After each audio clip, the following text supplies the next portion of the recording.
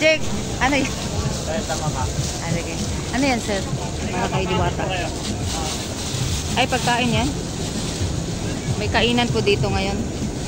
Yung ano pa, regalo nyo kay Diwata. Ano po yan? Papakain. Ay, papakain sa tao? Saan po yan, sir? Sa Senate galing? Sa Senate. Sinong senador po?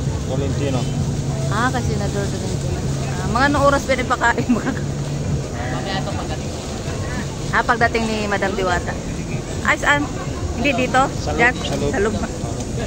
Pupunta ngayon Senador Tolentino, hindi? Pupunta? Ayan, yun pala.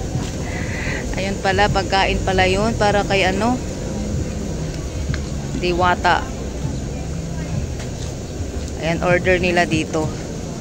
Ipapakain sa... Order daw yun ni Senador Tolentino. Ayan. Dadalhin sa Senado. Ayan. Si Sir Jake. Ayaw magpa-interview. Kasi wala nga si Diwata.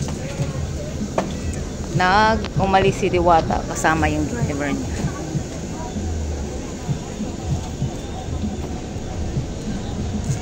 Saan natin dito si ano?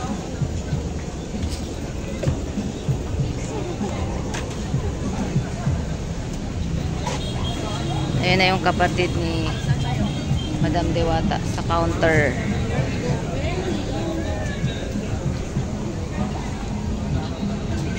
Yung anak niya pala ay naka-assign din sa panggabi. At yung isa niyang kapatid na si Ate Aida ay na-assign din sa gabi.